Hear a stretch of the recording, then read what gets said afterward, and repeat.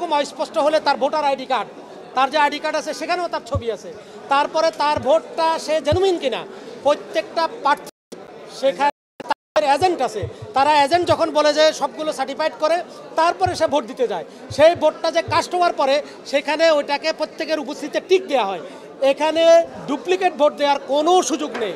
আমি আপনাদেরকে বিনীত অনুরোধ করব, কোনো ব্যক্তি যদি ডুপ্লিকেট ভোট দেওয়ার চেষ্টাও করে, আমাদের এখানে নির্বাহী ম্যাজিস্ট্রেট আছে, আমাদের নির্বাহী ম্যাজিস্ট্রেট, আমাদের বিশ্ববিদ্যালয়ের শিক্ষকরা সহ আমাদের ভিজিলেন্স টিম আছে, আমরা তাদেরকে আইনানুগ ব্যবস্থা গ্রহণ করব। এইটা আমি আশা করছি যে একজন শিক্ষার্থীও এই ধরনের কাজ করবে না, কারণ তারা যেই চেকের মাধ্যমে ভোট দিচ্ছে সেখানে কালিটা আমি মনে করি যে এটা একটা অর্নামেন্টাল। আমরা মাল্টিপল চেক করে একটা জেনুইন ভোটারকে আমরা আইডেন্টিফাই করে ওনারা ভোট দিচ্ছেন, প্রত্যেকটা প্রার্থীর প্রতিনিধির সামনে তারা ওখানে আছেন, সেভাবে ভোট দিচ্ছেন।